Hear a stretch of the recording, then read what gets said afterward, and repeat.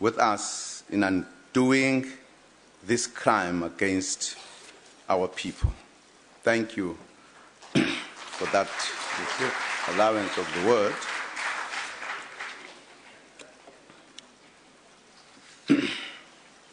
Honourable Speaker,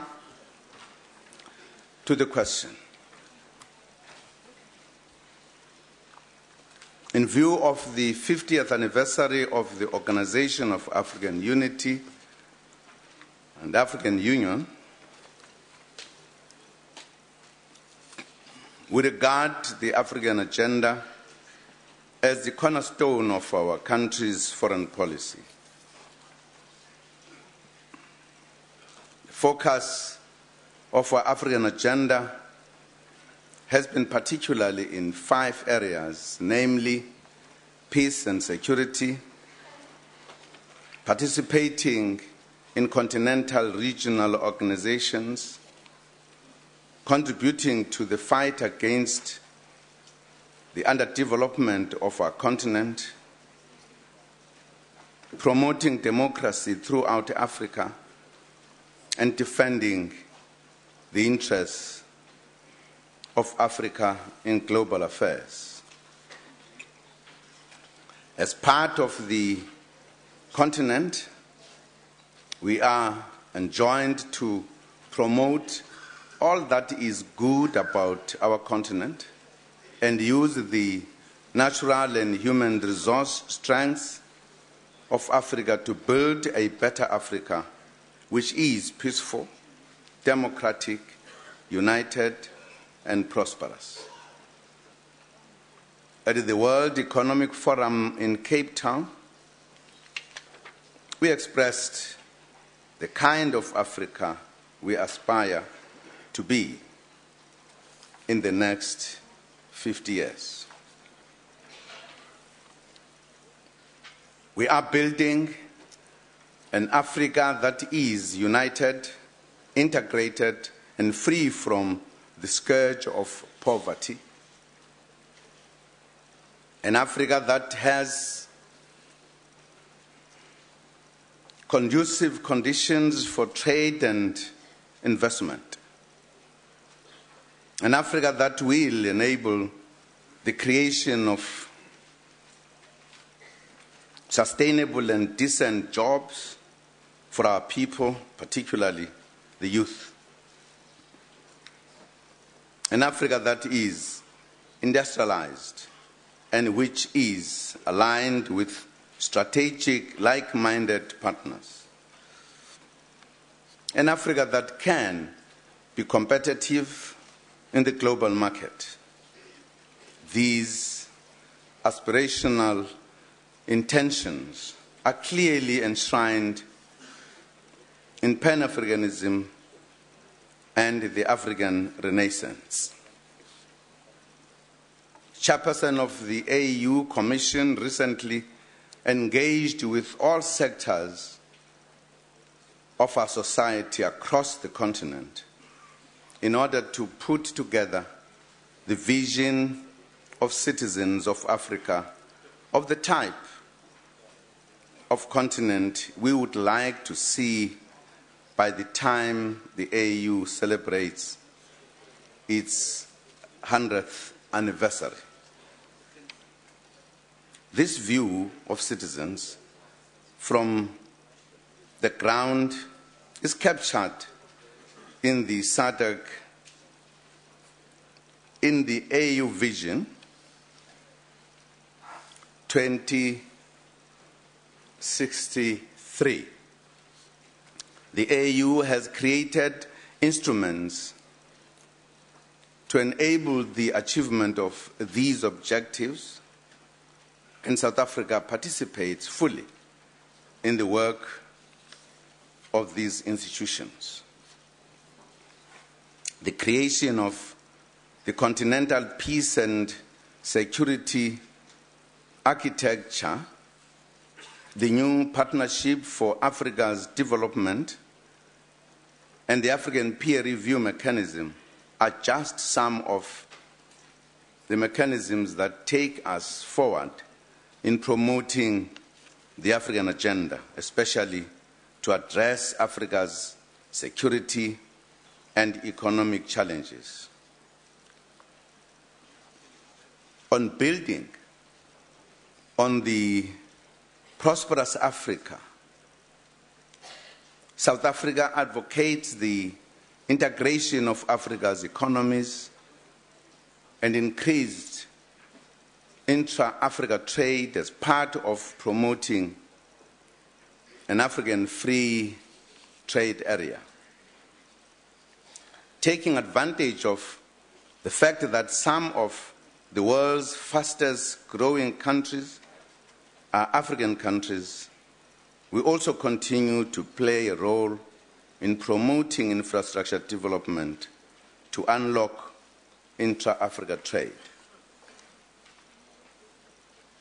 Currently, South Africa chairs the AU NEPAD Presidential Infrastructure Championing Initiative and also champions and supports the overarching AU's program for infrastructure development in Africa. Our task is to champion the North-South corridor from Cape to Cairo to achieve the dream of Kwame Nkrumah of infrastructure that connects the continent. Pan-Africanism and the African Renaissance also inform our engagement with the world. Thus, at the G20, BRICS, World Economic Forum, or bilateral relations, we continue to promote Africa and positions that will take its development forward.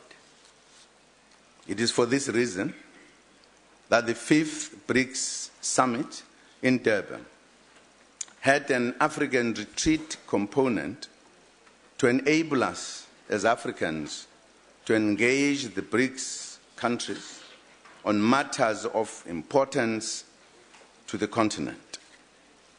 Most importantly, we need to promote Pan-Africanism as a way of life that informs our identity as Africans.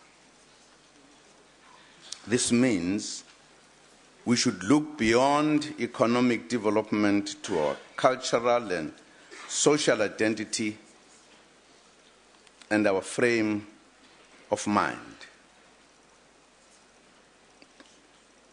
Let us recall the lines of the African Union anthem. It says, "Let us all unite and celebrate together the victories won for our liberation. Let us dedicate ourselves to rise together to defend our liberty and unity. O sons and daughters of Africa, flesh of the sun and flesh of the sky, let us make Africa the tree of life. Let us all unite and sing together to uphold the bonds that frame our destiny. Let us dedicate ourselves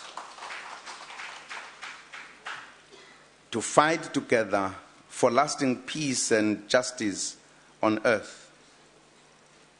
Let us all unite and toil together to give the best we have to Africa, the cradle of mankind and fount of culture, our pride and hope at break of dawn."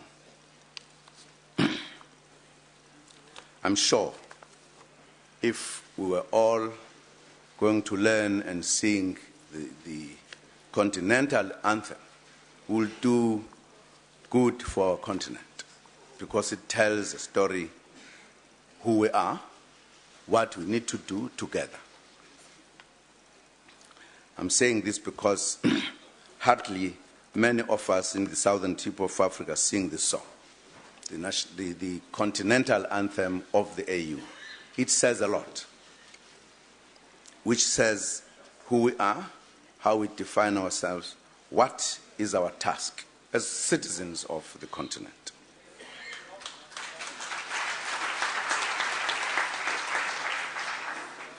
When we sing the National Union Anthem, we needed to do so fully appreciating being part of an independent Africa and work harder to achieve economic independence for Africa as a whole. This means promoting African unity and cooperation amongst the African nations, for we have one future. Then we would have completed our freedom as the African people from Cape to Cairo, from Morocco to Madagascar. To achieve these goals, we fully support the African Union and play our part in building the Africa envisaged at the formation of the Organization of African Unity. I thank you, Honorable Speaker. I thank the Honorable the President. Is there a supplementary question? Honorable Njigalan.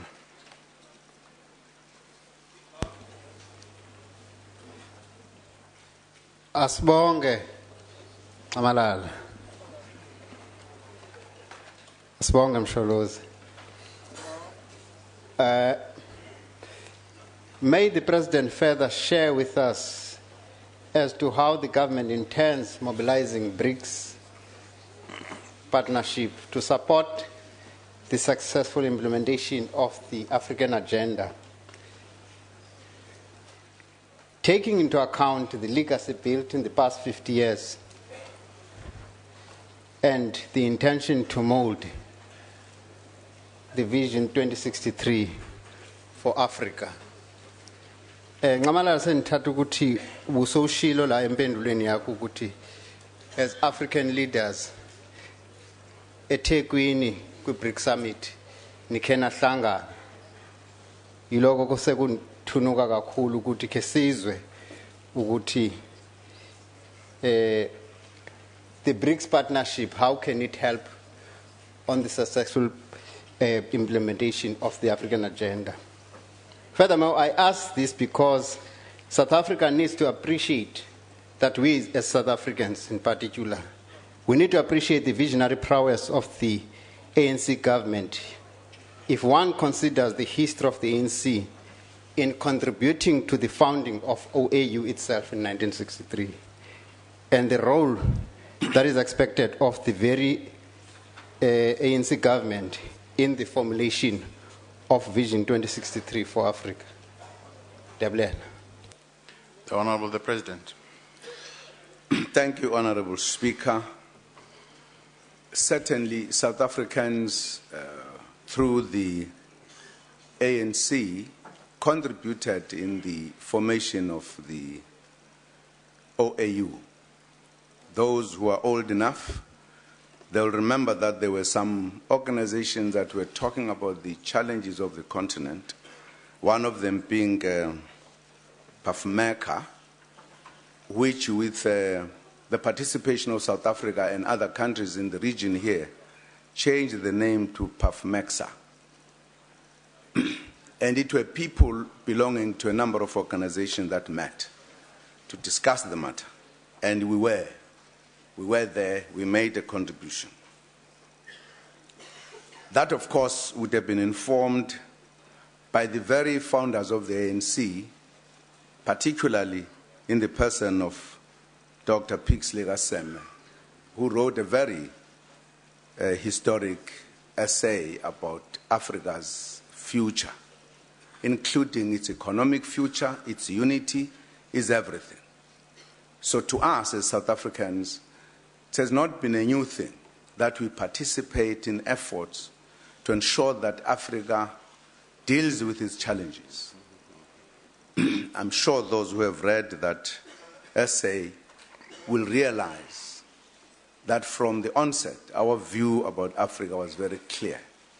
And therefore, the Pan-Africanism that is talked about today, we're part of it.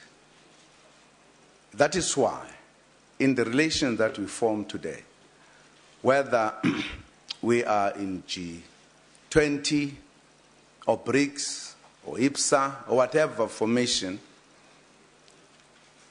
uppermost in our minds is how will this relationship enhance our being, not just as a country, but as a continent. How this will contribute to the economic development of our continent. Whenever we take part in these forums, we raise the issue of Africa, in addition of raising our own bilateral issues. And therefore, when we became part of BRICS, when we began to look at Africa, we were very clear that our membership in BRICS must benefit the continent. And therefore, when we were to host the BRICS in South Africa, to us this was an important occasion to actualize that thinking, particularly because Africa historically has been bypassed by many developments and disadvantaged by many. We have a history that I think we're all aware of, but we've reached a point where we feel we must be part of reshaping the global economic landscape, whether political or economical. To actualize that, we felt it was important that as the BRICS was meeting in South Africa, we must involve the African countries. And that's why we introduced that in the sidelines of BRICS, we must have it. And therefore, specifically, leaders in the continent in terms of what they do. For an example, the chairperson of the AU Commission, the chairpersons of regional economies in the continent, as well as the head of NEPAD, plus other heads of states that we believed they will make a contribution in that interaction. And indeed, they welcomed this enthusiastically, and it took place here. We had a very successful meeting with BRICS leaders and the African leaders. For the first time, the African leaders prepared a presentation on behalf of the continent, not on behalf of individual countries, to BRICS, and made a very formidable case, which was responded to by BRICS very positively. In fact, there are many processes that are going between BRICS and African countries to implement those agreements.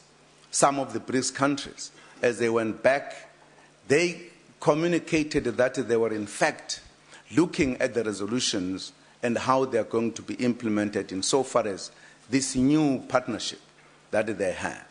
So we believe that BRICS interaction was absolutely crucial.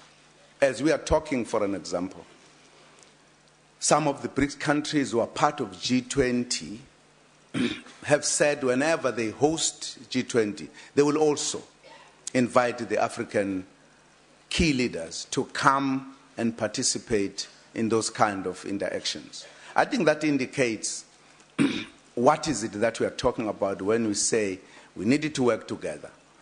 But what has been important to make us succeed in this is because African countries have moved away from seeing themselves as individual countries in many respects.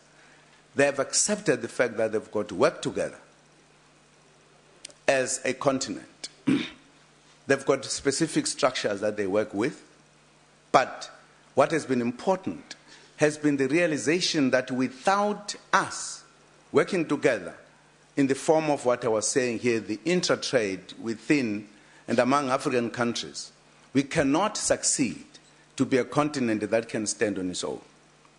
This is no longer a debate. There has been an agreement that we need to work together. And therefore, the process of integrating the economic regions has in fact started. 3 of these have come together with a huge population that is almost like half of the continent. And the work continues to try to bring together the African countries. We've also realized that these borders that were created by colonialists, in the form in which they are not helping. So the discussion of how do we ease the border control, in fact, has been discussed and agreed. Part of the program, the massive infrastructure program, addresses that issue very seriously. I think for the first time, when we speak as an African continent to other countries or partners, we were just in Japan a few weeks ago, we speak about us and our infrastructure, that therefore they should come and participate. In other words, do business with us. I think that tells the story that therefore the Vision 2063 is a vision that we are going to be working on from now as a unit, as a continent, as a continent that understands that our interests cannot be separated.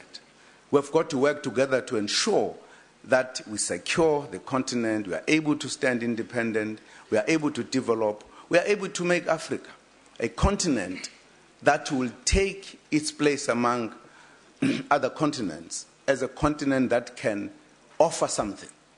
So that is what we are trying to do, and I think we are making good progress. Thank you. I thank the Honourable President. I have on my list the following speakers who requested to ask supplementary questions. The Honourable MB Skosana, followed by the Honourable LD Mazibuko. Just to remind the speakers that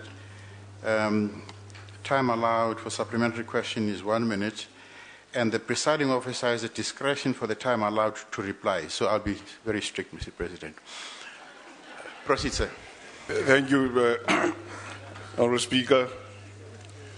Is His Excellency the President and the government aware of the existence and the work of the African Diaspora Forum currently confronting the manifestations of xenophobia? Will the government assist this forum in any way possible in the efforts to end xenophobia and bring peace and harmony among the African people? Your Excellency, what all of us should be concerned about is that xenophobia, regardless of the rationale behind it, the brutality thereof is no doubt sowing the seeds of intense resentment for South Africans in some African countries for generations to come. And if we do not put a halt to this violation of human rights, nature's great law of compensation is bound to bring the brutish chickens of xenophobia home to roost. Then the lives of South Africans, their properties and investments in those affected African countries will be at a serious risk. Faced with a legitimate need, will the President be willing to respectfully move a Deputy Minister horizontally to be fully responsible for this project as one other critical component of the National Development Plan? I'm saying respectfully, Your Excellency, because I don't want to dictate. Thank you very much, Honourable Member. The time has expired. Honourable the President. Thank you, Honourable Speaker. Yes, I think we are all aware of this particular organization, but there are many that are at work, not just 1 or 2. There is a continental approach to this issue of the diaspora and the interaction with the diaspora. In fact, as one of the points that strengthens that kind of an activity is the fact that the West Indies, as a collective of islands, have been given some status at the AU. informally, to be regarded as one region that really concentrate or constitutes a broader kind of diaspora outside who are in charge of governments, etc. So we are working with them. In fact, in every other AU summit, they do participate as observers. At times, are given the platform to speak. So that issue is an issue that we are all talking about. You will also recall that we had a summit not long time ago of the diaspora together with Africa to discuss precisely those kind of issues. That's broadly speaking. With regard to the specific issues we are raising with regard to South Africa, I think that issue of the xenophobia is an issue that I think everybody is very much on the alert on it, that it cannot be an issue that could get out of our hands. Now, I think if you were making a comparison and looking at the numbers of the Africans in South Africa who are foreigners, it's very huge, active in many other respects. I think the issues that have tended to raise this issue are not so many. In fact, I think at times there's a bit of an exaggeration that xenophobia is a big problem in South Africa. I think there's a bit of an exaggeration. I'm not saying it is not there, because at times when instances happen, this is seen, particularly when people react. But foreigners are busy everywhere, in every corner of this country, employed. And that feeling is not that big. I mean, if we are taking the size of the foreigners other than South Africa, you would be saying this problem is too huge. Even on instances where there have been instances that would have made people to interpret that this is xenophobia, South Africans have not been on one-sided on the issue. In fact, even the bigger one that happened a few years ago, many South Africans protected the foreigners. And I had an opportunity to meet with them in around Pretoria and East Rand. They were very clear that some of them were saying, please don't touch the foreigners. I think even with the Ras incident that happened in Johannesburg, it was clear division. So you can't say the xenophobia is such a huge problem in South Africa. Certainly we need to look out very carefully because of the size of the foreigners that are in South Africa. I'm sure as government, we are doing everything we can to ensure that that issue must never be a problem that is allowed to grow. We must make South Africans understand, and I think we've been doing so. And I think we should all play that part to ensure that xenophobia in our country is not something that we can allow. All of us, I think we should speak in one voice from all political parties to say we as South Africans, we are warm people. We receive people to be with us. At some point, they received us too when we had difficulties, and we must therefore find a way to work together. Particularly, if you take what I was saying about the continent of Africa, the countries in the continent, it's absolutely important for us to bear in mind that the issue of xenophobia must never be allowed to go out of hand. Thank you, Honorable Speaker. I thank the Honorable President. Honorable LD Mazibuko, you have the floor, ma'am. Thank you, Mr. Speaker. Honourable Speaker, let me first lend my voice and that of my political party, the Democratic Alliance, to that of the Honourable President and to all South Africans who condemn the passage and the enactment of the 1913 Native Land Act 100 years ago. We condemn, along with this act, the raft of economic exclusion legislation which was designed to exclude black South Africans of many hues from equal economic participation in our country and which condemned them to the status of second-class citizens in their own home.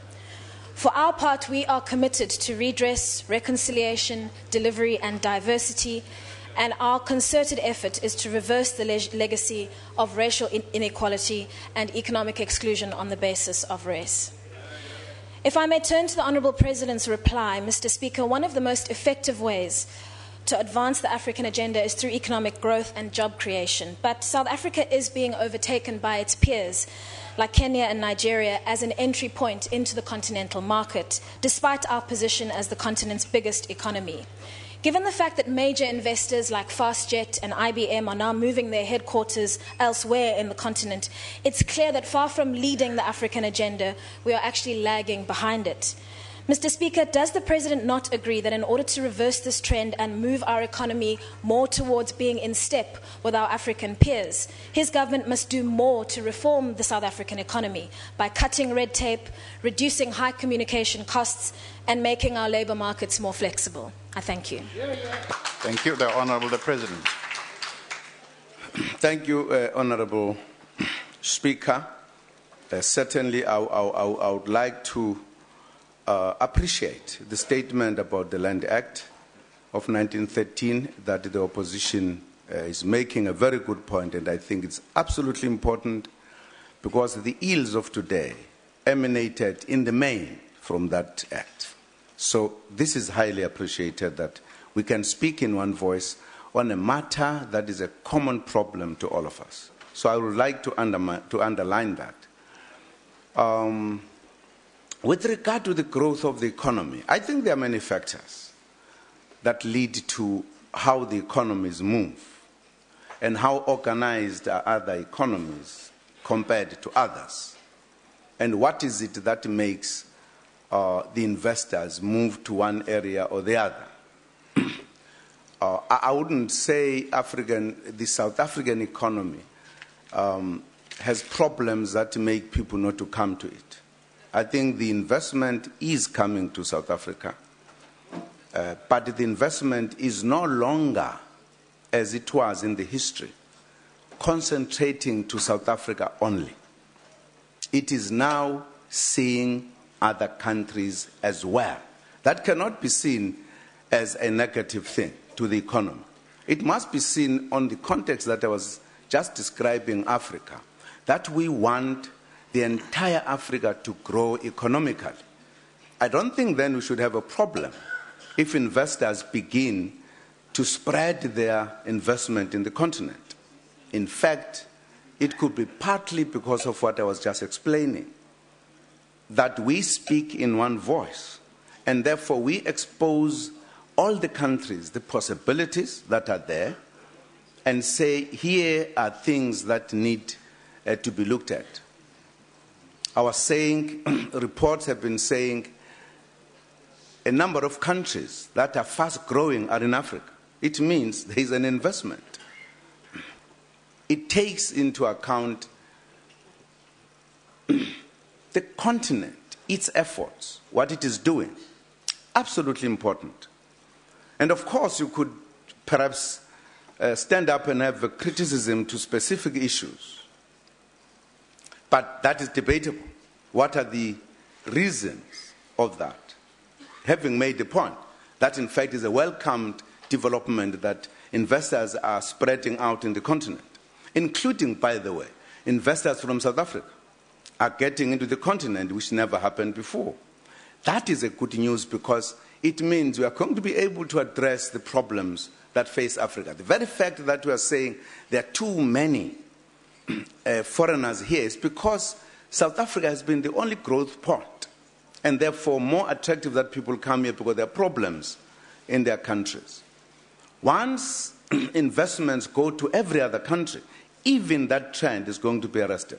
Well, they will then have opportunities in their own countries, etc., etc. So I don't think there is a big deal in terms of the investment going to other countries. I think we should appreciate that, should applaud it. We should say, thanks God, Africa today is being seen as a destination for investment, not just South Africa. That is how I'll look at it. As to other issues that people are looking at, I think that's a matter we could debate, whether it's because of South Africa's kind of regulations. Because again, it has its own sides, many sides to it. Why? What is happening to the countries where they're doing investment? Is that investment to the beneficial of those countries? Are there regulations to ensure that that investment benefits the local people? I think that's a different area we could debate. I think for now, we should be saying, wonderful. Many investors in the world that we talk to see South Africa as a gateway to Africa. And therefore, we also agree that if we want to operate properly in Africa, South Africa has more developed infrastructure, and many of them are putting their headquarters in South Africa in order to go to Africa. So it's not a problem. It's not a negative trend, I say. It's an important trend for the continent. That's how I view it. Thank you very much. Thank you. We move on to question number 8, which has been asked by the Honorable Mishwe, the Honorable the President. Thank you, Honorable Speaker. The African capacity for immediate response to crisis was tabled for consideration by the African Union Commission at the Assembly of Heads of State and Government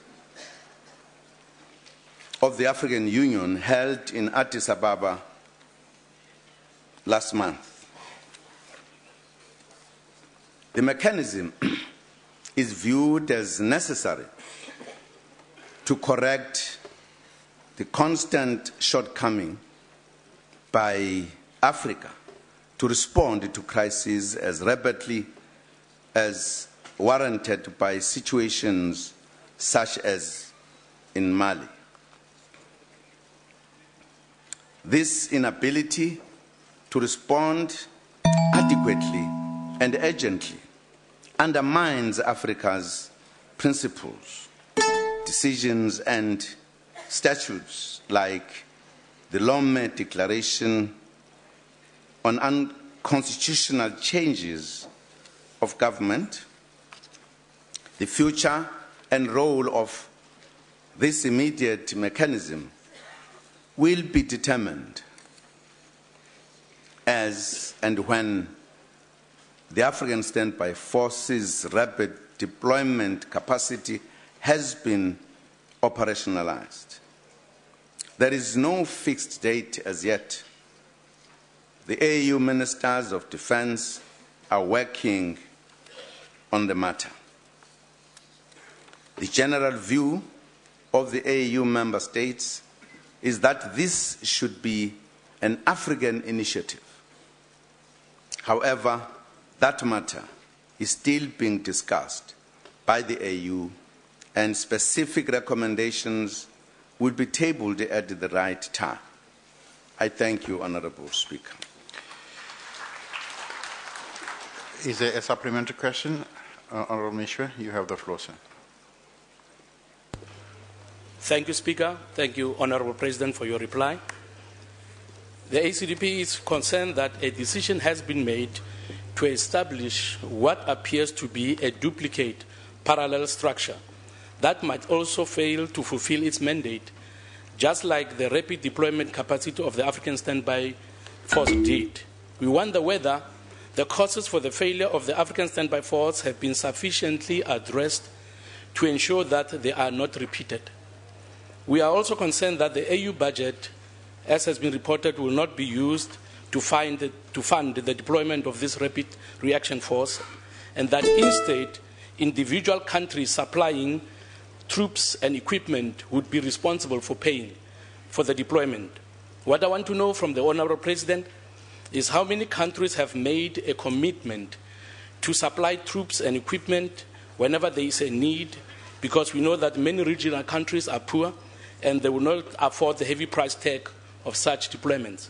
I also want to know what the Honourable President intends doing to ensure that the deployment of this military rapid reaction force does not become a financial burden to the South African taxpayers. Thank you. The Honourable the President. Thank you, Honourable Speaker. The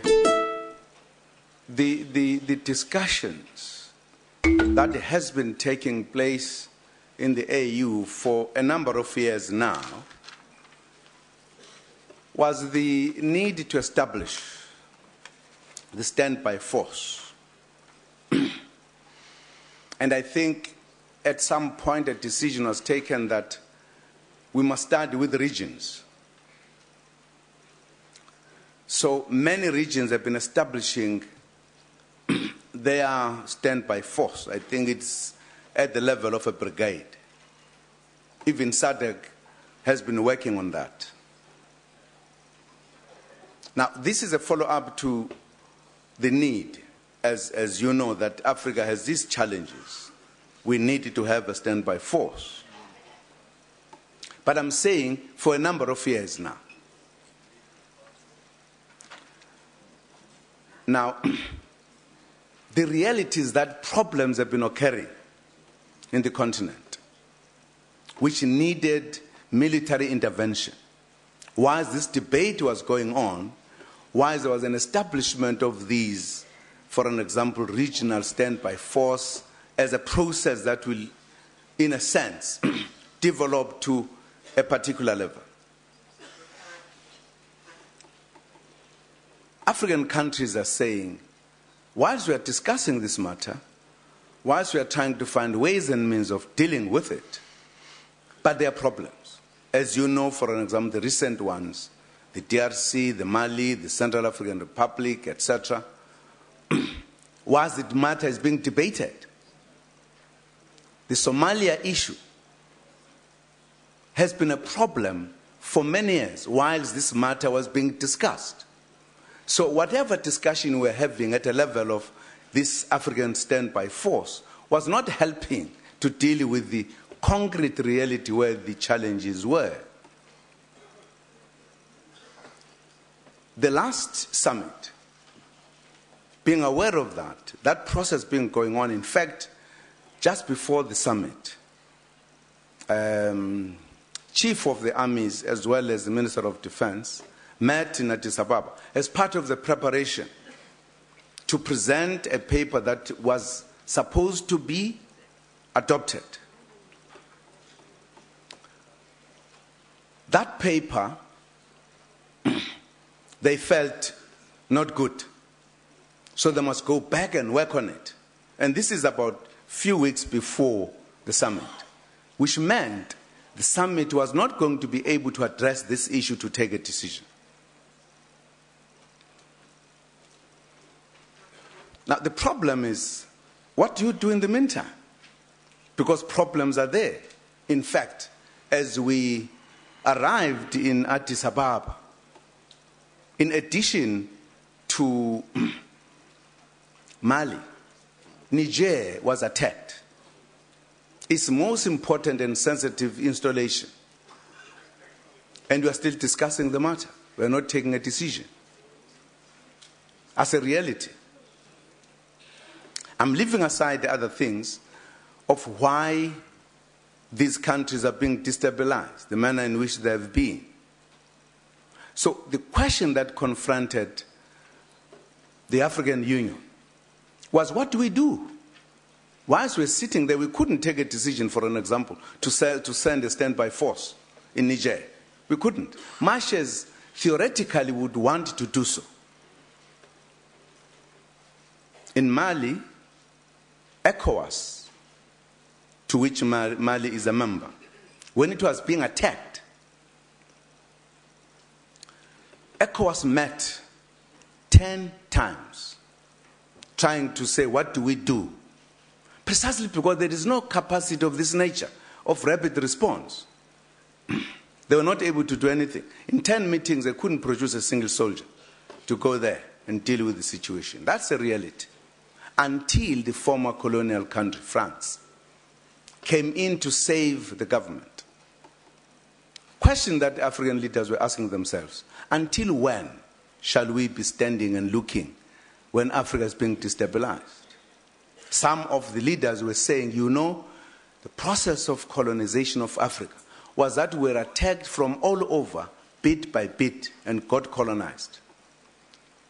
You could be faced with the same thing to undermine Africa now. Should we stand until we all disappear? Now, these were the questions that face leaders. And leaders then said, whilst people are working on the ideal kind of standby force for Africa, let us have something that we can deal with. I must also mention one point, that the resources of the continent so far are paid by other people, taxpayers, Europe, not by Africans. And they've got a nice name they're called, I don't know, I can't remember the name, Friends something, who give donation to the continent. They put conditions. If we want to use their money, they want to know what for. And if they don't like what we are using it for, they say, sorry, we can't use it here. So Africa remains helpless. In fact, Libya is one case in point.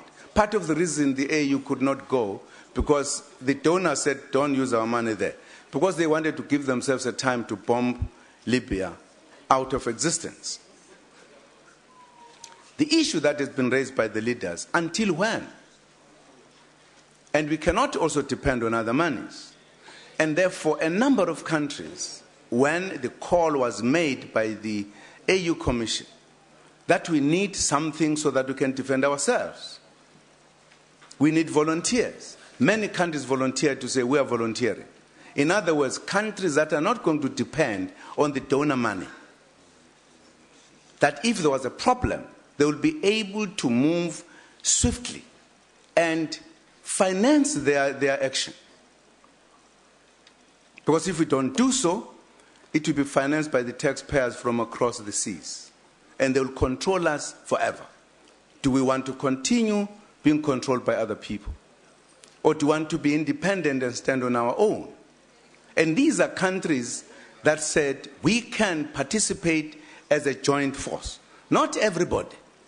To move away from the debate that has been debated for years, to deal with concrete things, what can we do? So there are a number of countries that have said we are ready to come together and put our efforts together so that whenever there is a problem in this continent, we move.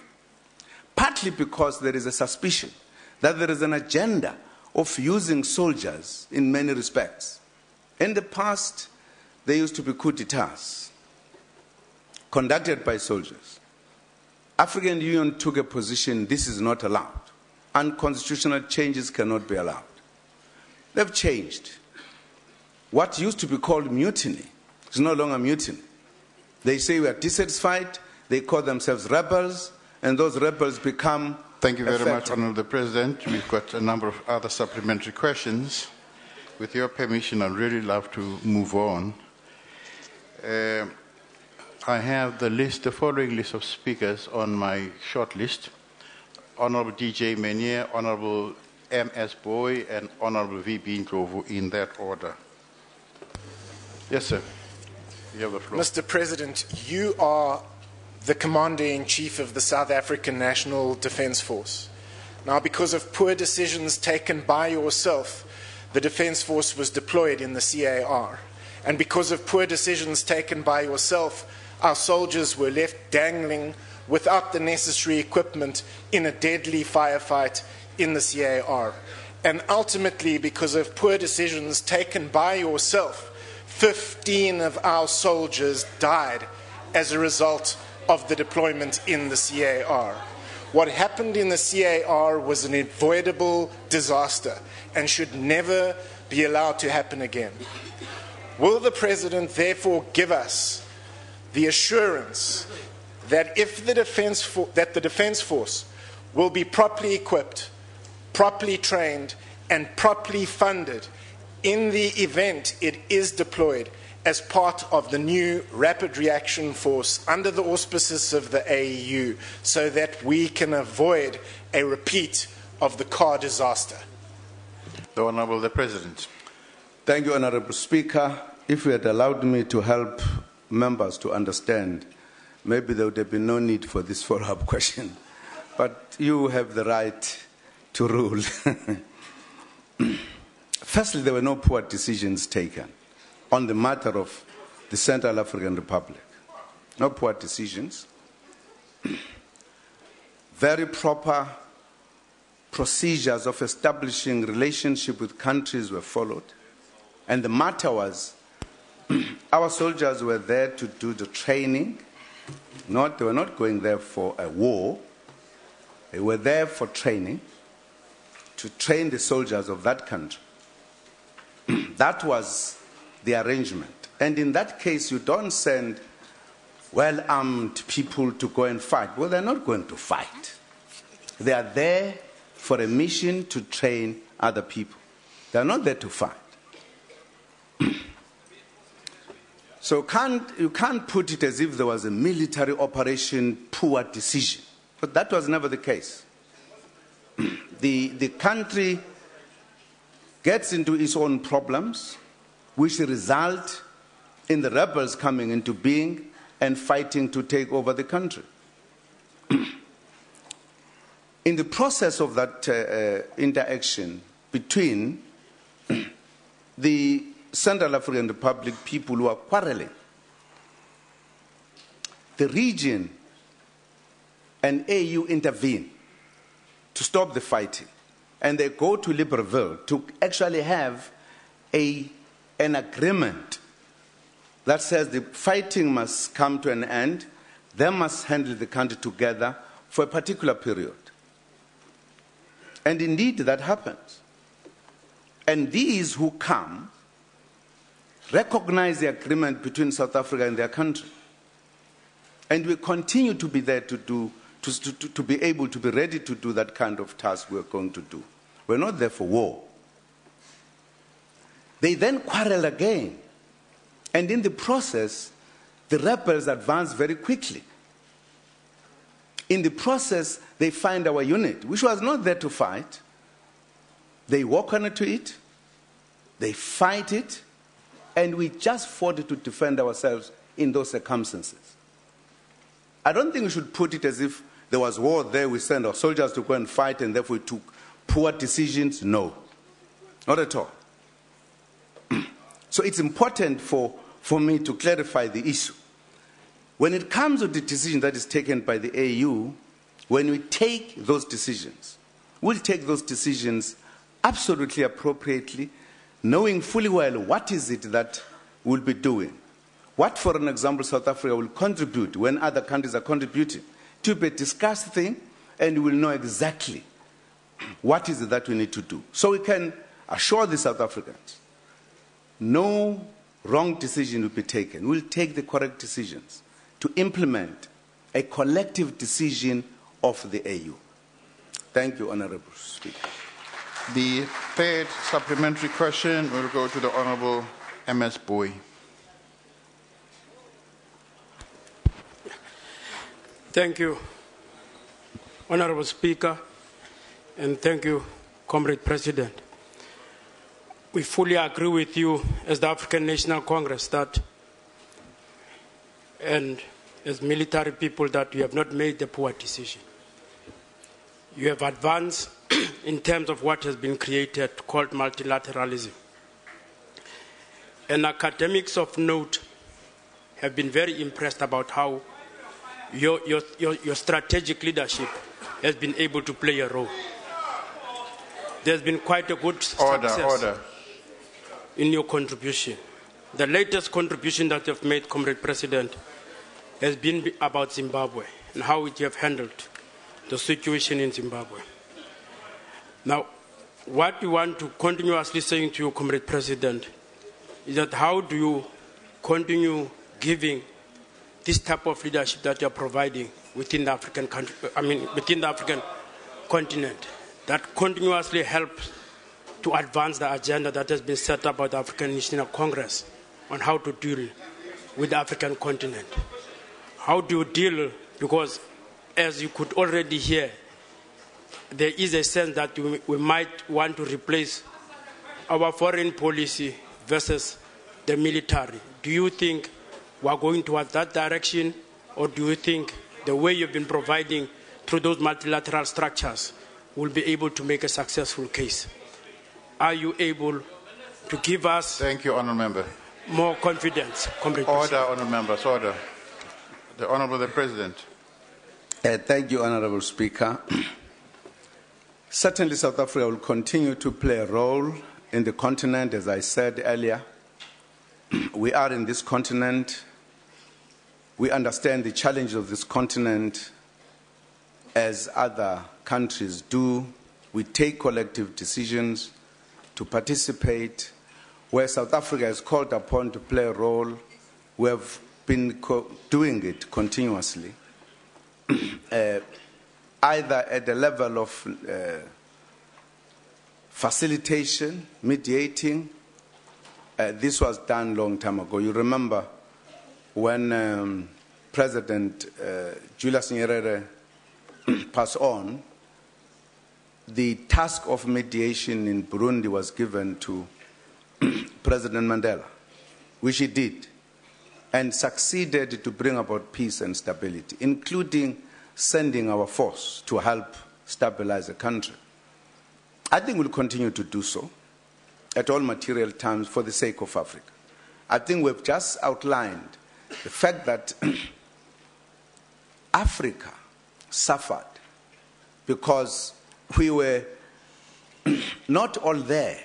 We were attacked or undermined at different times in different parts of the continent, and Africa finally was colonized. We are now saying we are not going to allow any destabilization. We are coming together to work together to ensure that we stop any other activities that undermine Africa. So we will be there at all material times, wherever there are difficulties, and we'll be there. We'll continue to do so, making contributions in the structures, if it means militarily as well, for the sake of the continent. So we are not going to stop. We are going to continue to do so. It's a task. It's a task that was given by the founders of the AU to unite Africa, to stand as one, to do everything. One of the tasks that AU did was to unite behind us as we're fighting for our liberation and establish a liberation committee, which were part of the beneficiaries. So this has been going on, and we can't change. We'll continue to do so. We now are free. We can play a role as well to ensure that Africa is secured. Thank you. Thank you. Honourable V. Binjovu, you have the floor, sir. Thank you very much, Mr. Speaker. Your Excellency, I just want to ask two questions, Your Excellency. The first question is, ngesikhathi kukhulunywa nge-standby force, was there any time frame given to the countries that they should establish this standby force by this time? That's the first question. I'm asking this question, Chairperson, through you, Mr. Speaker, because you said, Mr. President, negotiation this side, the coups or the fight is starting on the other side, and so on and so forth. There are so many people involved. I'm a little bit worried. People will negotiate while the others are brewing the fight on the other side. And the other people are fighting because they want to cause employment of the other people. That's how they do it. You fight because you want to employ your soldiers to do something for somewhere else, and so on and so forth. Was there any time frame given to yourselves that by this time you should establish the force, or that is why, therefore, you are coming up with this rapid force immediately? And at the end of the day, how will this force be dismantled when the standby force has already taken on? Thanks. The Honourable the President. Thank you, Honourable Speaker. I do not remember time frames for the discussion that I say has taken a number of years. I don't remember the time frames. Secondly, on what would happen to the current rapid response force when that is established. I'm sure that will be the matter that will be discussed by the AU, because it might look at a number of factors that would need to be looked at, which then must satisfy that indeed this one must cease to exist. I'm saying this if you take into account, for an example, how will the standby force, which should be different from this one, where countries that are volunteering will take care of whatever is supposed to be the resources. Who will take care of those ones? Will it be the AU? Does it have the necessary funds? Or shall it be funded by the donors? So those will be the matters that will be looked at.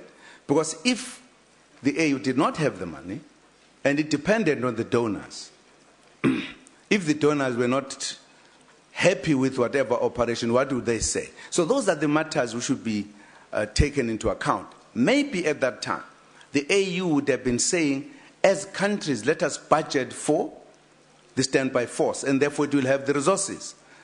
Then the conclusion about the current one would take a different direction. So that will be dependent, I think, at a level and time when the decision is taken about the standby force, as to what happens to one that will be existing. Thank you, Honourable Speaker. Thank you, Honourable President. We move on to question number 9, which has been asked by the Honourable the Leader of the Opposition, the Honourable the President. Thank you, Honourable Speaker.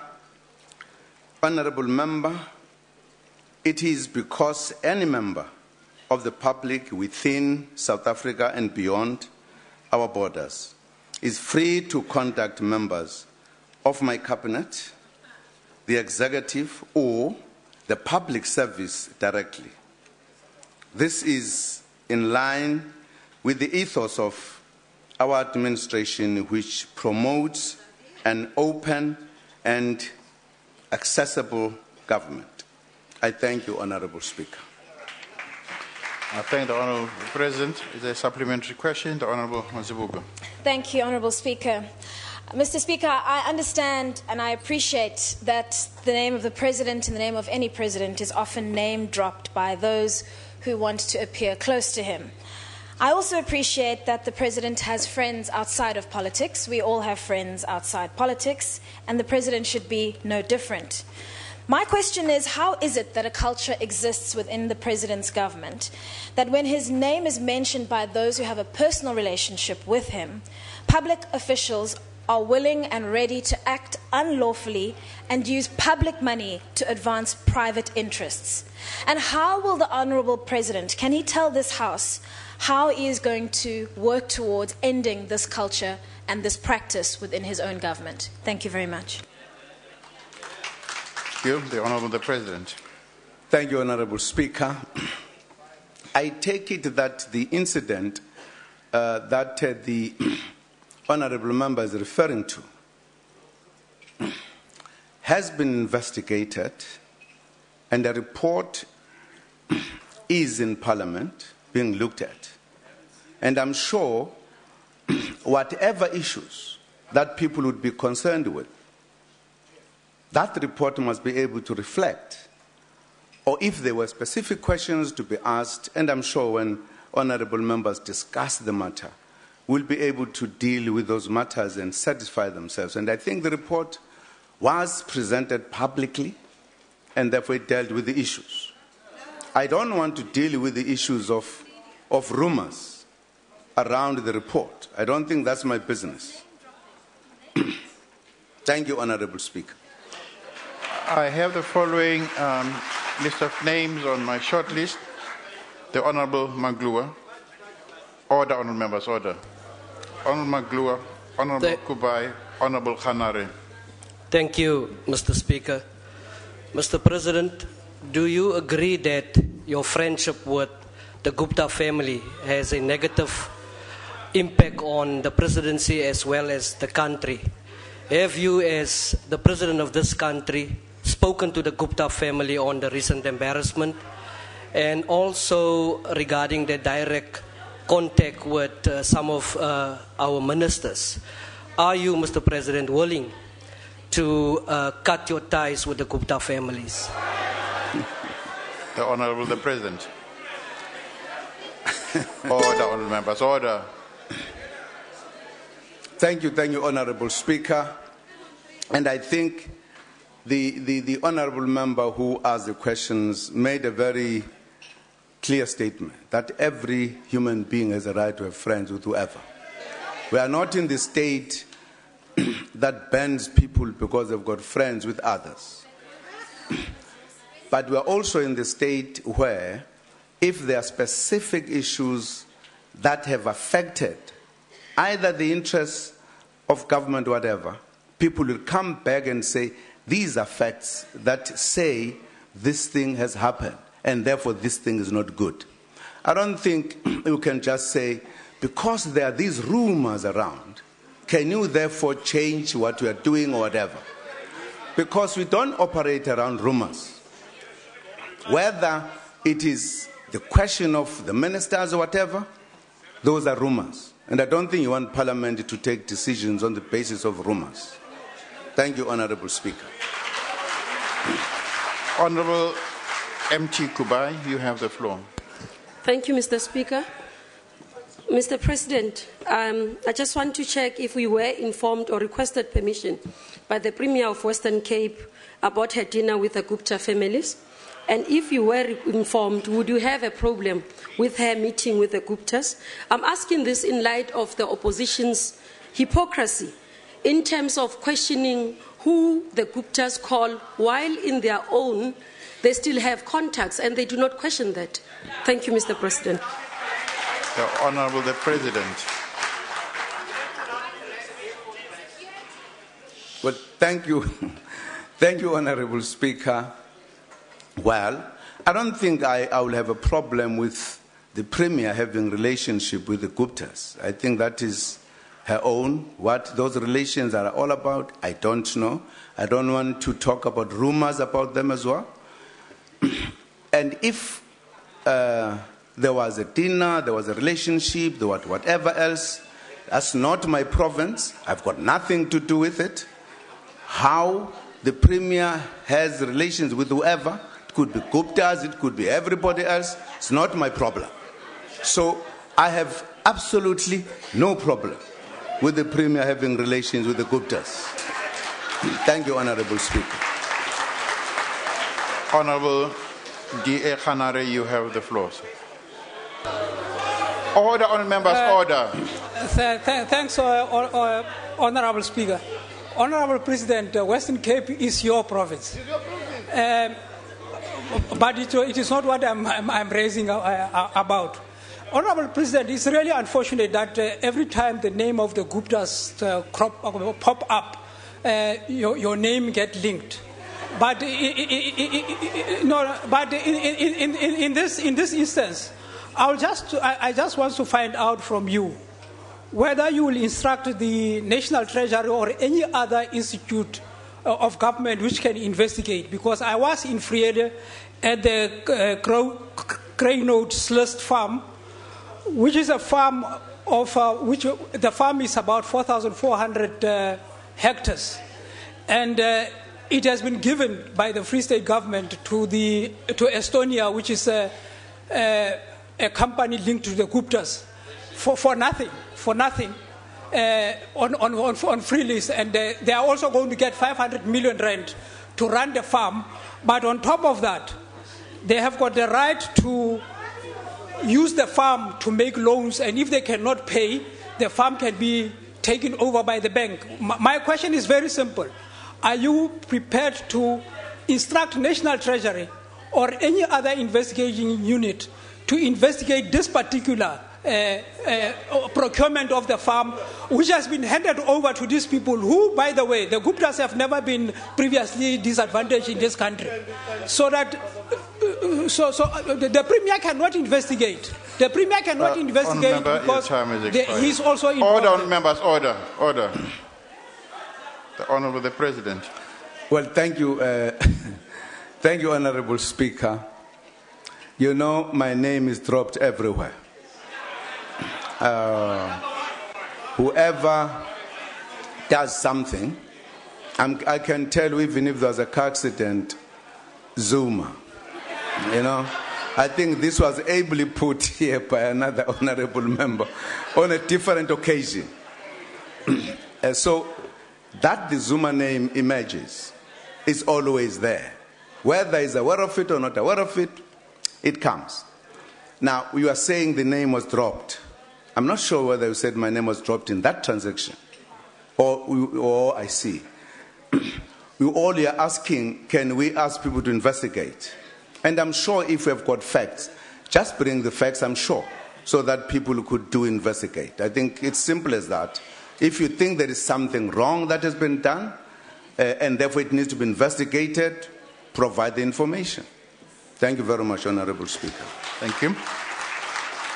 Question number 10 has been asked by the Honorable P. Chwete, the President.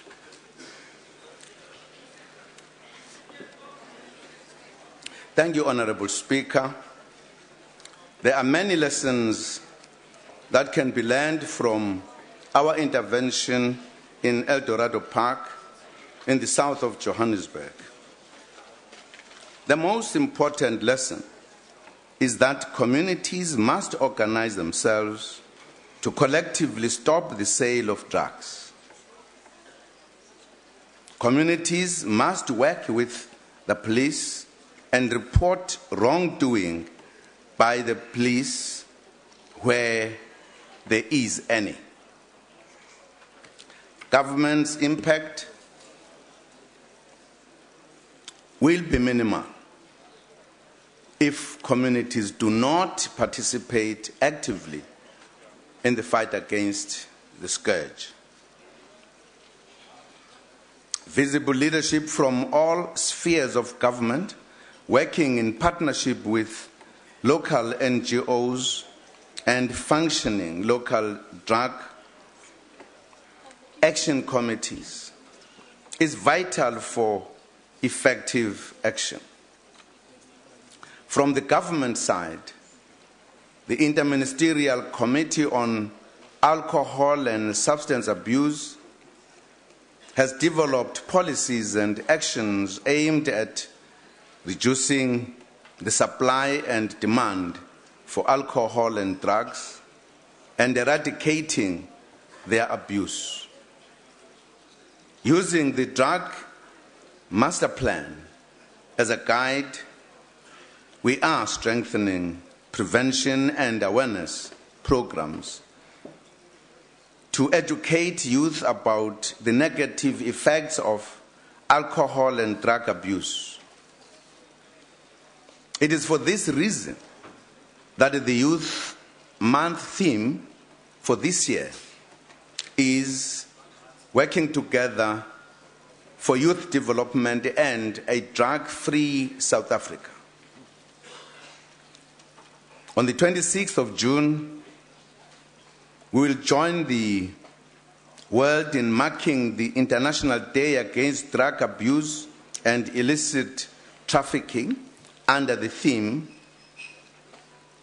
Make Health Your New High in Life, Not Drugs.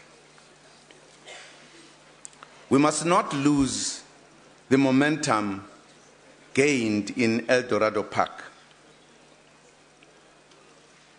Early intervention programs and services should also be put into place to assist parents, teachers, and caregivers to identify and help young people before they become addicted to drugs and alcohol. The National Drug Master Plan 2013-2017 will be tabled in Cabinet soon. It outlines the roles of all spheres of government, non-governmental organizations, and the business sector. These roles are captured within 3 pillars of intervention, namely supply reduction, demand reduction, and harm reduction.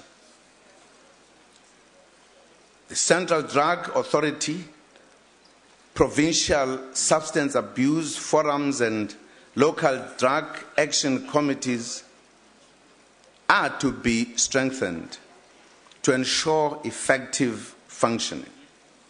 Each one of us has a role to play in combating the scourge of substance abuse. El Dorado Park has shown that if we stand together, we can defeat the scourge. This is a matter of life and death for our society.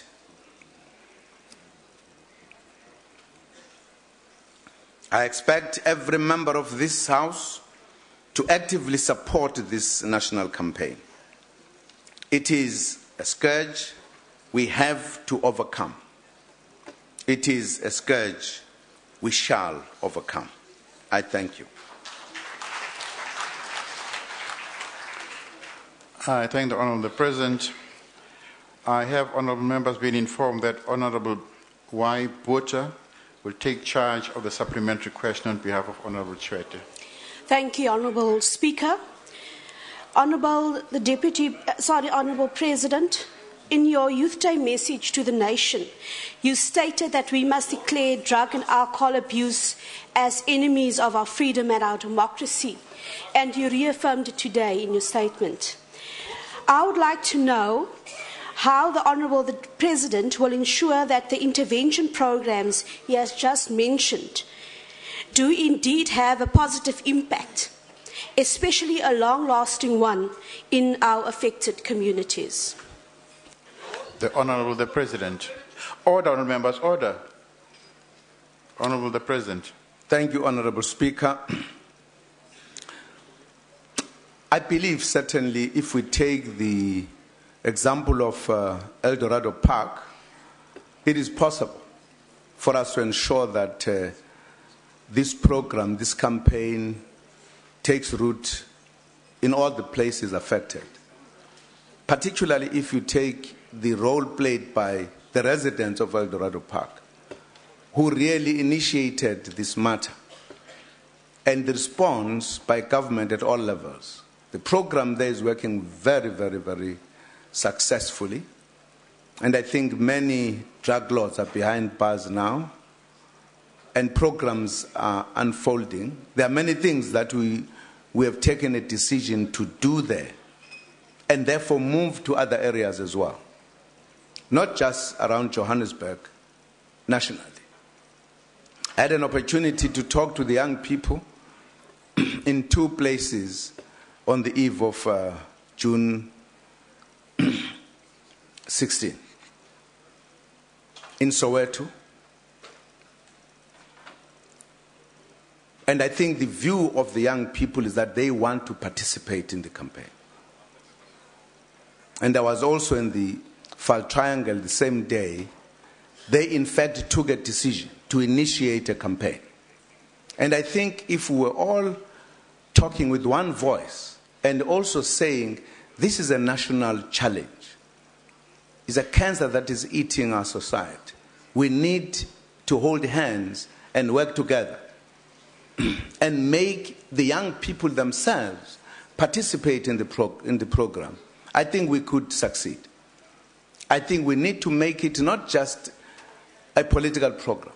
It should be a social program. It should be a program that everybody participate to ensure that we rid our society of the scourge. I had an opportunity really to listen to the parents in El Dorado Park. Very painful stories. And I don't think as a country we can just look and say this is something for government. I think this is something for the entire society, for us to hold hands, and I think we should do so. I thank the Honourable President. I have on my short list the following honourable members who have requested an opportunity to ask supplementary questions. Honourable Kona Barnett, Honourable B.D. Ferguson, and Honourable H.N. Makuba, in that order.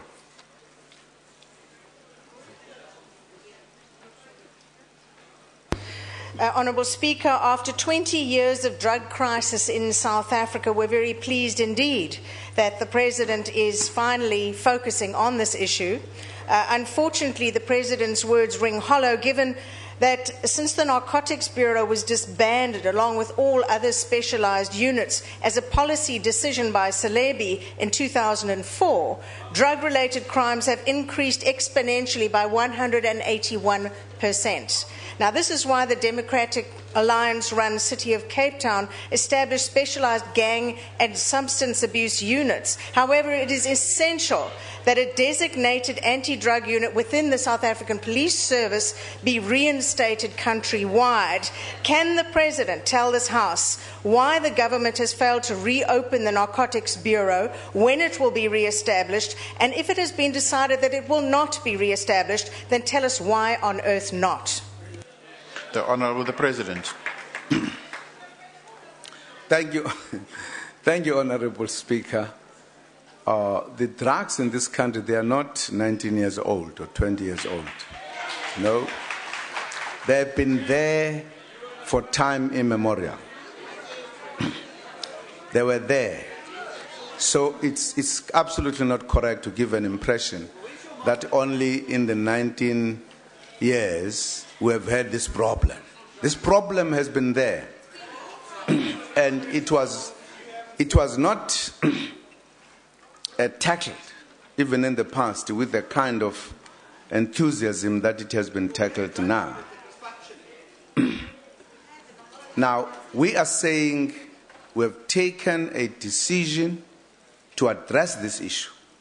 I think what we are expecting are suggestions that must come to all of us.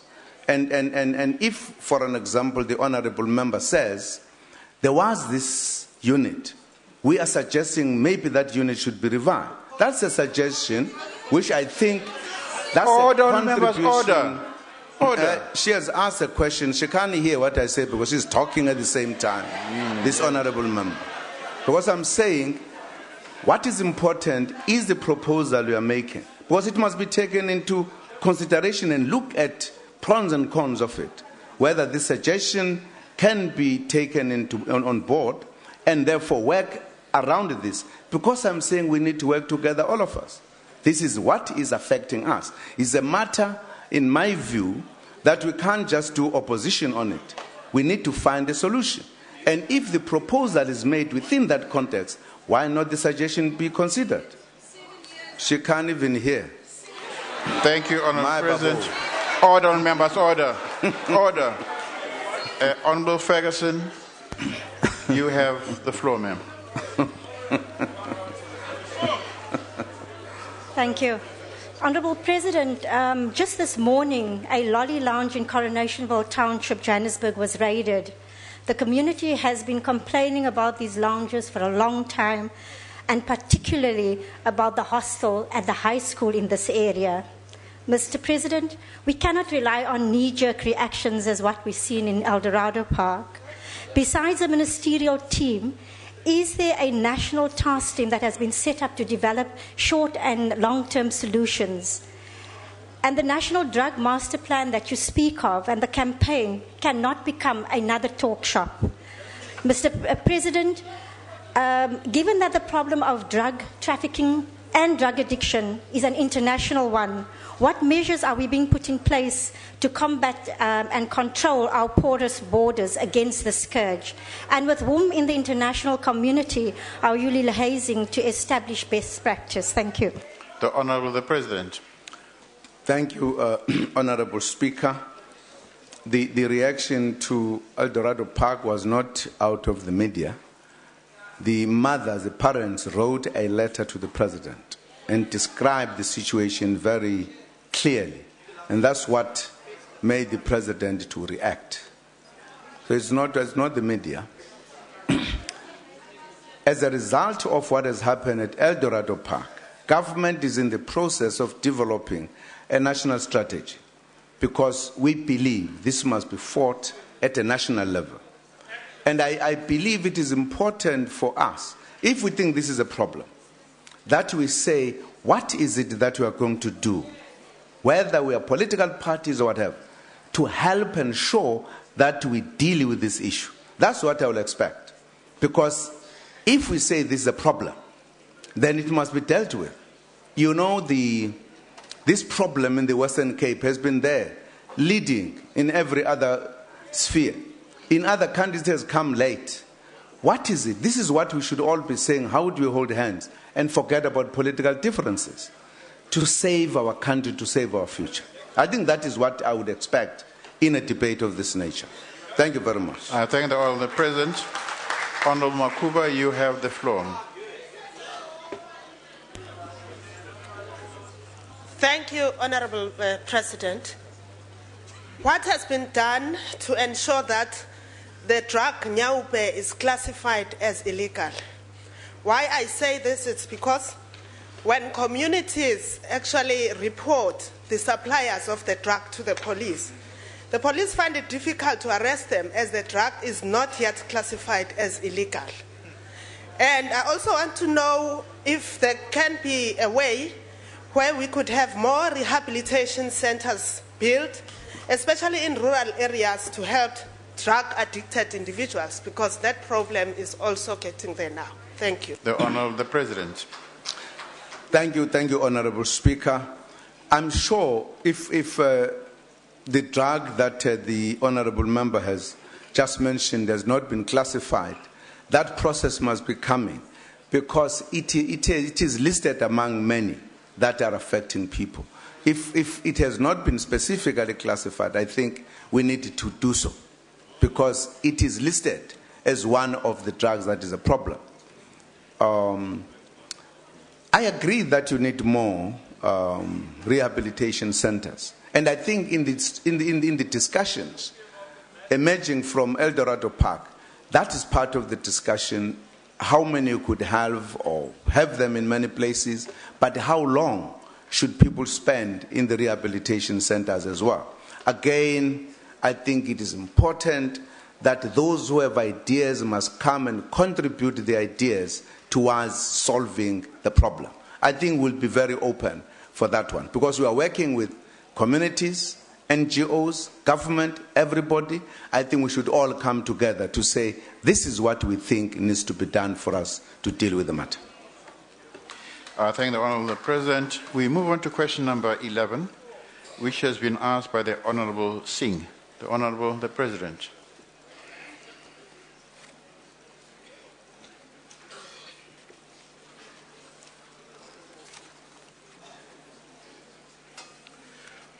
Thank you, Honourable Speaker. The weaker than expected GDP data during the first 3 months of this year was heavily influenced by a number of sporadic factors that impacted negatively on growth. Weak economic activity was primarily due to output losses in the manufacturing sector, which subtracted 1.2 percentage points from growth in the first quarter as a result of various supply-side disruptions.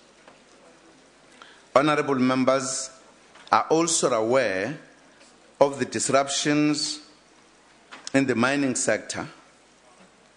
Added to this are global economic factors that are beyond our control. A more liberal approach to product markets would not have avoided these negative developments.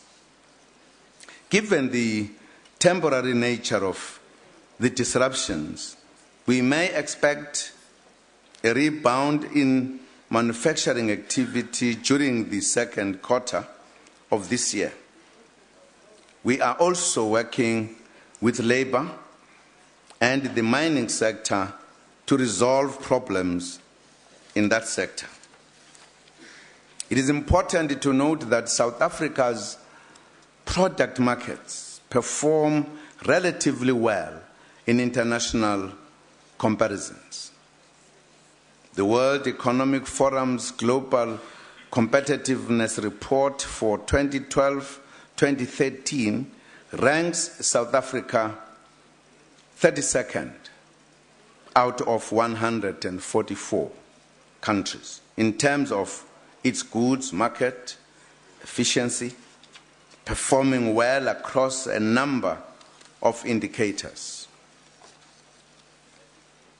We rank 6 for the effectiveness of anti-monopoly policy and in the top 40 in terms of the extent of market dominance. We rank 31st in the extent and effect of taxation, 29th in the number of procedures to start a business, 39th in the prevalence of trade barriers, and 32nd in buyer sophistication. The National Development Plan highlights the importance of lowering the cost of doing business to improve competitiveness. This includes actions to reduce regulatory burdens and to promote entrepreneurship and small business. Recently, we have achieved progress in a range of measures that will influence product markets and competition. These include the following: the signing of Section 6 of the Competition Amendment Act of 2009 with amendments that give the Competition Commission powers to conduct a market inquiry, search and seize powers, and common firms to present information.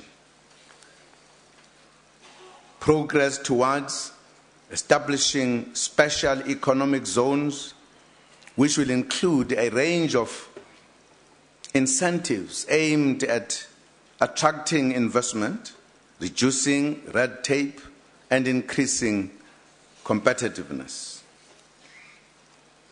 SA Revenue Service Customs Modernization Program, which has moved customs procedures from paper-based to electronic processes.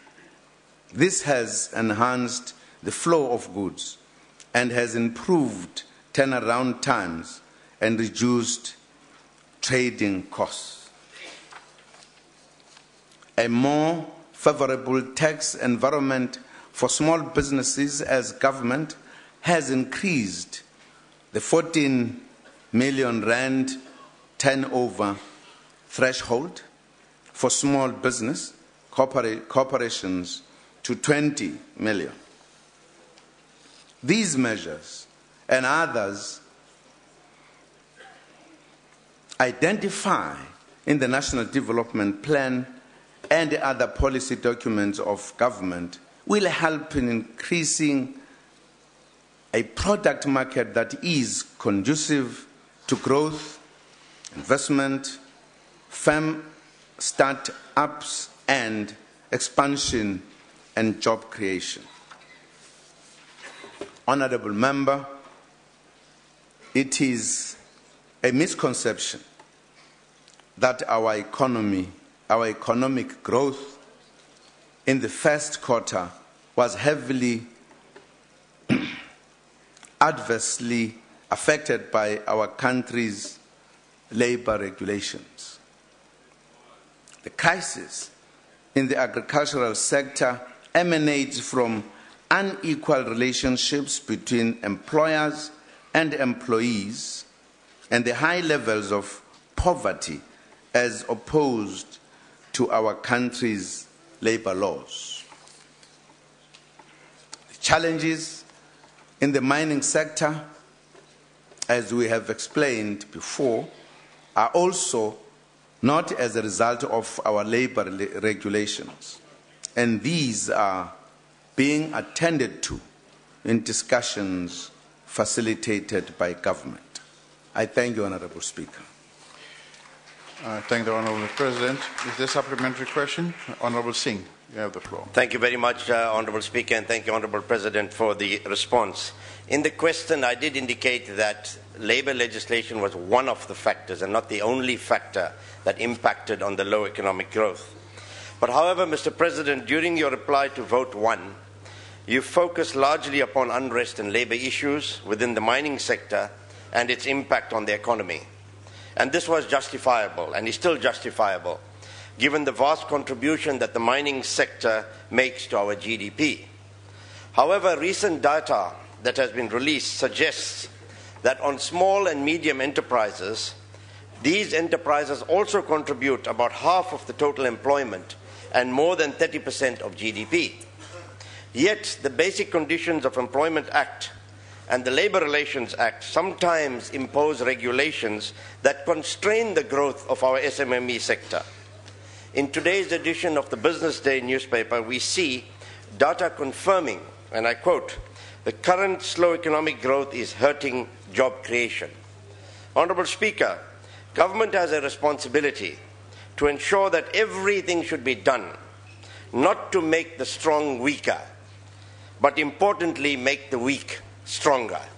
It is in this regard, Honourable Speaker, that my question to the President is, do you not think, Your Excellency, that it is prudent to move swiftly to deregulate some of the existing labour constraints currently in place on small businesses and sole proprietorships? Thank you, Honourable Member. Thank you. The Honourable President. Thank you, Honourable Speaker. Well, the issue of small business, I think, has been discussed and continues to be discussed because everyone agrees that countries that have succeeded to address the questions of economy, growth in the first instance, as well as the employment, small businesses do play a role. But I think it's important to look at the South African history because it has a lot to do with it. It's not like other countries because we are dealing with an economy that was racially based, and we've got to change that paradigm in the main and deal with the issues. We are also dealing with the kind of labor relations that, in a sense, related to the economy from that point of view. And there are many things, therefore, that you need to address as you address that question. For an example, there are complaints at times with regard to the recognition that democracy has made to farm workers, to domestic workers, who were in the past not part of the labor force. And you've got to begin there to say, how do you determine even the issue of your basic salaries that must be given to such people? So there has been a lot of issues that, in a sense, if you don't look at them, look at the background where we come from, you might look at it like any other country and therefore wonder why is South Africa not doing what other countries are doing. It's because, firstly, we've got to de-racialize the economy. Well, that has been one of the problems, whilst addressing other issues. If you look at the labor, there were such situations that other workers were not recognized as workers. So I'm just saying we have a complex kind of economy, complex kind of society that we've got to be dealing with. Now, if, for an example, as you say, you can't say for us to correct the economy, we must make the strong weaker, but it is the other way around. Let us make the weaker strong. You can't then say, because of the structure of the economy, those who were, in a sense, who had benefited in the labor relations must then relax the laws in order to accept the ones who were disadvantaged. I think that argument again applies here. How then to deal with these? I think that's a tough kind of challenges that we all face in terms of our economy. I think, relatively speaking, we have done very well to address those unique challenges that other countries never had. No country ever had institutionalized racial policy, which, in a sense, impacted very seriously on the poor, on the majority, including education and everything. So these are the issues we are dealing with, and I think taking that into consideration, I think we are making progress, and we are all aware of those kind of challenges, and we are trying our level best to ensure that this economy grows and this economy is inclusive. Thank you, Honorable Speaker. Thank you, Honorable President. I have following names appearing on my screen: Honorable Mazibuko, Honorable J.R. Kurenov, Honorable B.A. Khatebe.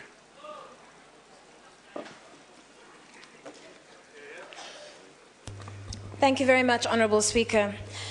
Mr. Speaker, it's clear that labour unrest is a major cause of the breakdown in investor confidence in our economy and our poor GDP growth performance, which collapsed to 0.9% last month. Because of lost productivity and continuing unrest, companies have been forced to shed thousands and thousands of jobs. Yesterday, economists at Japan's Nomura Bank warned that up to 145,000 jobs and 60% of South Africa's platinum output could be at risk in coming years amid labour unrest in the sector. Our country needs decisive leadership at this time of economic hardship. We are in desperate need of policy stability and immediate reform to stimulate growth. Democratizing the labour relations framework, and in particular the requirement of balloting before a strike, could go a long way towards solving the underlying causes of the labour crisis. Mr. Speaker, is the Honourable President aware that his own party in Parliament is working against his government's efforts to help solve the labour crisis by rejecting the Department of Labour's proposal to ballot workers before a strike? And does the Honourable President support the principle of workers' right to ballot before a strike? I thank you. The Honourable President. Thank you, Honourable Speaker. Firstly, I think there is leadership in this country, very clear leadership. There is certainty on policy. There is no uncertainty on economic policy. I would not accept the fact that there is no certainty. There's certainty.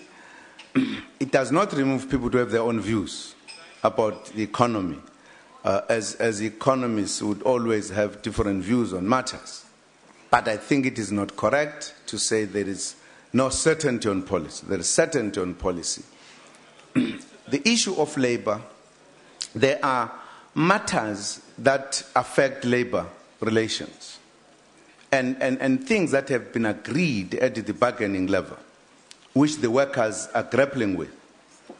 And because of the issues that have made the workers not agree, particularly with the emergence of new unions, with new kind of situations developing, which they feel very strongly about. That's why government has asked the Deputy President to interact with the workers and as well as management of the mine sectors to discuss these matters. And I think they are moving very closely to agree on the matters that have to be addressed in terms of addressing the problems at the mining level.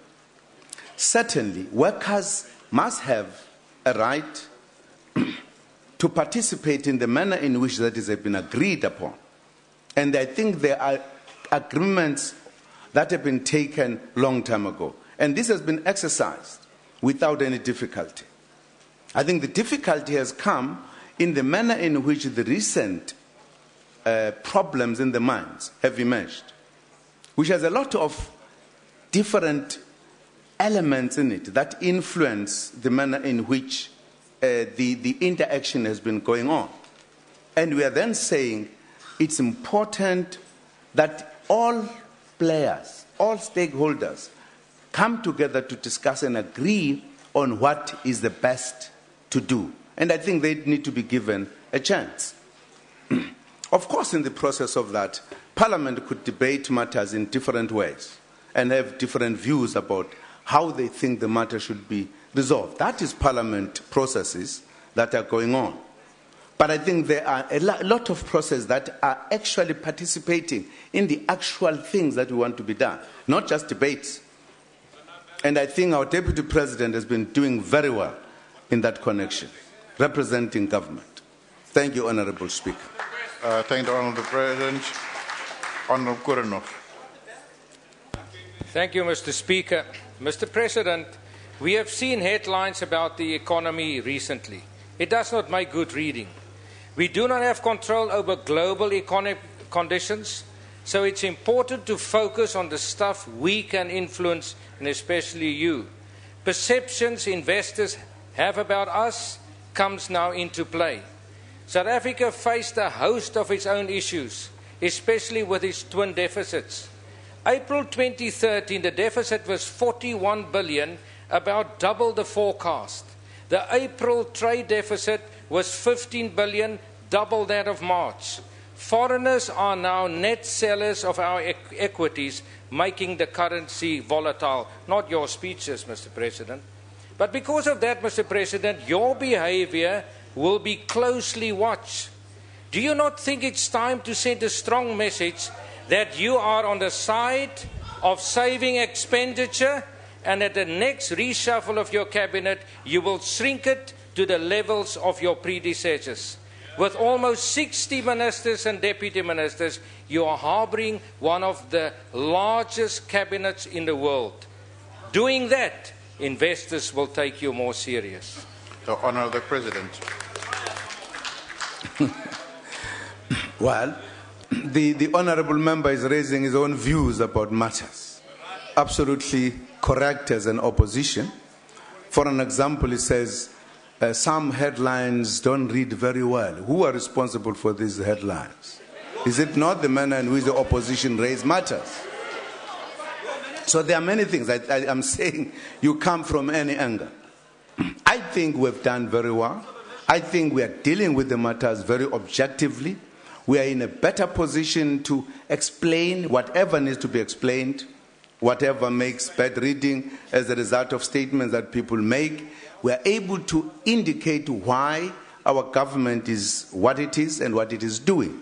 And I can tell you, generally, people are saying we are doing very well. I've just come back from Japan. They are full of praises of South Africa, that South Africa is doing very well. Key investors. So it is not like, it's not like a perception, not like a perception that is thrown around, that investors are worried. Not at all. We meet with them all the time. What I'm saying is that I would be very happy if all of us were conscious about the headlines, and therefore we know exactly what we say for the betterment of the country. Thank you, Honourable Speaker. Thank you. Honourable Khadebe. Thank you, Honourable Speaker. Comrade President, the question of Honourable Singh presupposes that liberal labour and market policies are an effective tool of achieving higher economic growth rates, whereas we all know that those liberal policies precipitated the global economic crisis of 2008 and 2009. Will the President share with the House why the 53rd conference of the governing party, the ANC, reaffirmed the creation of a mixed economy by a capable developmental state as the policies to attain higher economic growth rates and a better life for all? And also, Chairperson, Mr. Speaker, will the President also reconfirm his government's commitment to the labor rights as human rights like all the property rights? Thank you. The Honourable President. Thank you, Honourable. Thank you, Honourable Speaker. Certainly the President will confirm those policies. No doubt about it. I think the issue really, as I said, that economies look at things from whatever angle they are, the developmental state and policies that talk to that approach we are talking about inclusive kind of growth of the economy, wherein it is not an economy that do not take responsibility for the poor. How do we deal with that issue? You could grow the economy, for an example, without dealing with the poor, etc. And you are not solving the problem. You'll remain with the problem. Our policies are well balanced in terms of dealing with the economy of our country, with the challenges, some of which are historic. How to correct that? These are policies that deal with that. And therefore, I confirm the policies of the ruling party. Absolutely correct. No one could argue against them. Whoever argues against them does not understand the South African setting. Thank you, Honourable Speaker. I thank the Honourable President. We move on to the next set of questions. The last question has been asked by the Honourable L. Ramatlakane, the Honourable the President. Thank you, Honourable Speaker.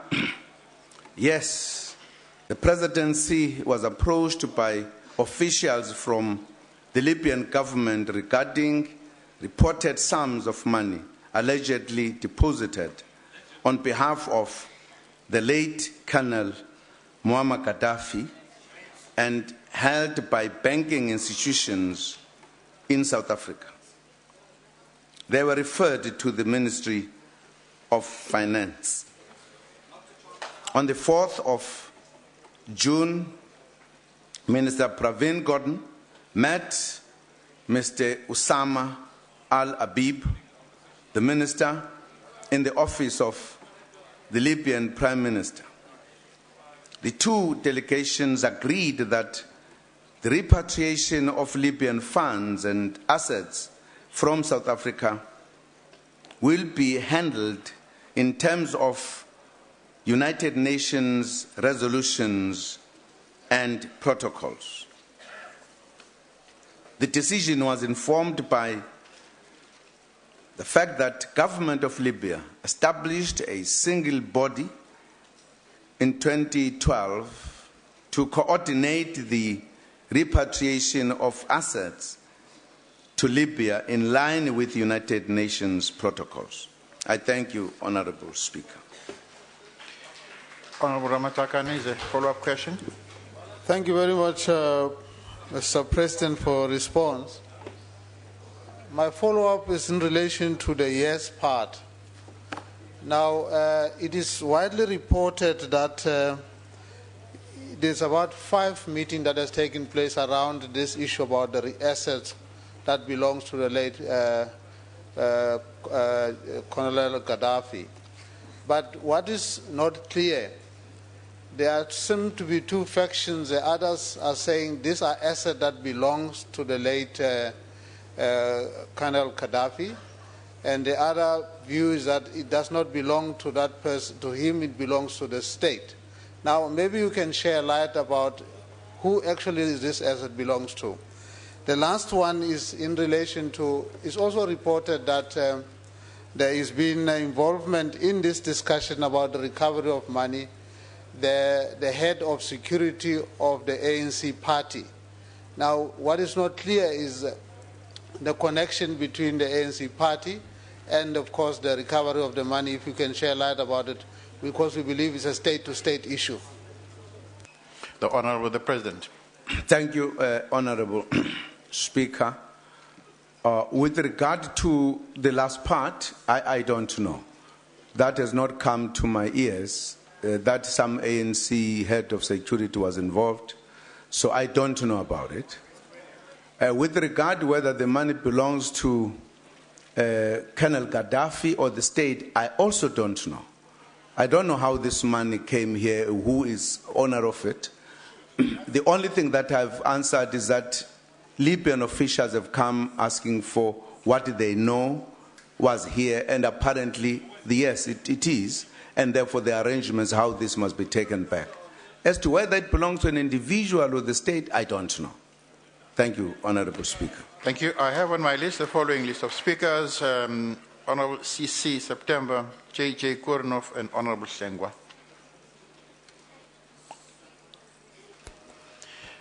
There are only 4 speakers, not 5, 4.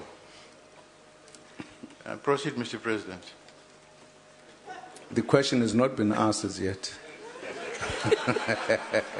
Oh, please do ask the question. Dankie, achtbare speaker en dankie, achtbare president. Die ANC is trots daarop dat die ANC... shall we give the president an opportunity to use his machine? Absolutely. Shinawam.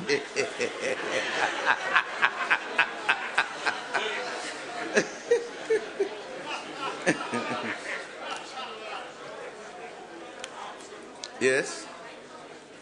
Dankie, achtbare speaker, dankie, achtbare president. Die ANC is trots daarop dat die ANC-beheerde regering internasionale sake binne die breë raamwerk van multilaterale instansies aanspreek. Die ANC is ook trots daarop dat in Suid-Afrika dat ons die integriteit van ons finansiële regulasies en die reguleringsraamwerk altyd byhou. Achtbare president, as daar 'n behoefte is of 'n vraag bestaan vir 'n ondersoek na die Libiese bates, sal die achtbare president die moontlikheid oorweeg dat die parlement die uitslag van so 'n ondersoek ontvang as dit nodig is. Ek dank u. The Honorable President. Thank you, Honorable Speaker. Certainly our financial institutions are well regulated, and I think that's the reason why no one could come here and say there is money from our country and we can't say we don't know where it is, because things have been properly regulated. And I think we should be happy that South Africa cannot be abused in that direction. With regard to this specific case we are talking about, or any other case, I believe that once that government links up with our government, we are able to discuss the matter and resolve it. If the matter was not resolvable, and I'm sure if there was a need for Parliament to participate, which I'm not even certain whether that is a thing we could start with, because I think even if Parliament participated, I don't think it could do better than financial institutions. For an example, the Ministry of the Treasury, Ministry of Finance, or the Reserve Bank, because they know every penny that moves. I think there are instruments that we could utilize as a country to find out anything and find out what had happened. If it was a matter between one country and South Africa. It's a different matter if there are matters of the funds in the country wherein the oversight and accountability needs to be done. And I think government has always agreed that Parliament must play a role. And in that case, Parliament will certainly play its role. Thank you, Honorable Speaker. I thank the Honorable President. Honorable Korenov, you have the floor, sir. Thank you, Mr. Speaker. Mr. President, we all remember that the late Colonel Gaddafi was upset the way it was announced at your inauguration. He made a second entrance. Mr. President, why is his money here? In a lighter note, Mr. President, was your name dropped in Libya?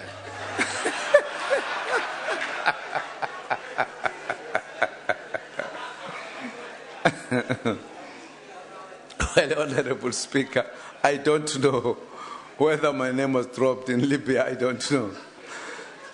And secondly, I don't know why Gaddafi's money or Libyan money is here.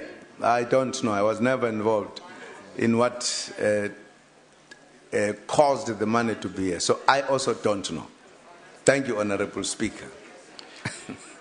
I thank the Honorable President. Honorable Stengwa. Thank you very much, Honorable Speaker. Honorable President, at the center of this whole controversy is the name of a certain Bashir Saleh, who has been touted as the Gaddafi banker.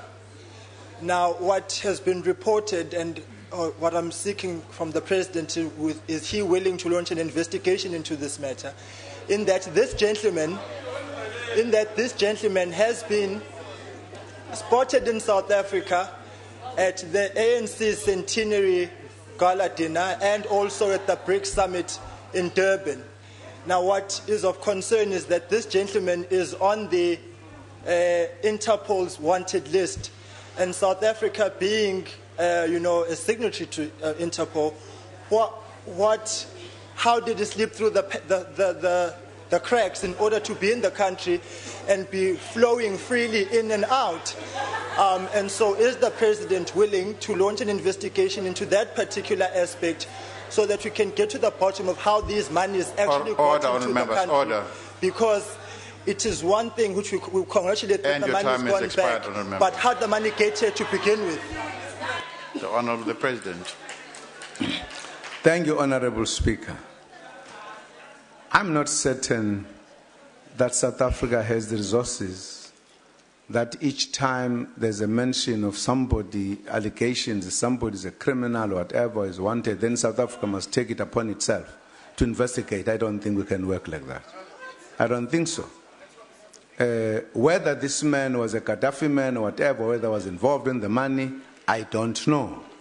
But I think what would be funny, if South Africa, whenever there is a mention of a person is wanted by the police internationally, we must then stop other things and investigate this person. We don't even know why he is being wanted. I don't know what type of government will be. Because if countries, order, members, order. If countries said there's somebody wanted, he did X, Y, Z is in South Africa, we would ask South African authority to help us to deal with the matter. That's a different matter. That's the cooperation and agreements bilateral between the countries. But at just the mention by the media or by whoever that there is so and so who's going in and out is alleged to be X, Y, Z, then we stop everything to investigate. I don't think governments work in that way. Thank you, Honorable Speaker. I thank the Honourable President. Honourable members, that concludes questions to the President. And I thank the Honourable President. Honourable members, order, honourable members. Honourable members.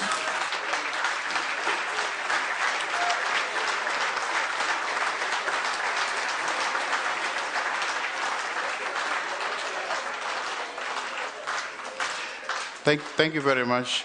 Honourable members, you would have noticed that we exceeded the question time, but I was informed that parties had agreed to allow the President to finish, to answer to all the questions.